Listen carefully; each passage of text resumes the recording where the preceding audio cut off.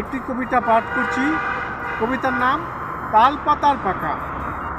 তাল পাতার ছায়ায় বসে, তাল পাতার পাকার বাতাসে, পাকা রোদের গরমটাকে চিনি নতুন করে।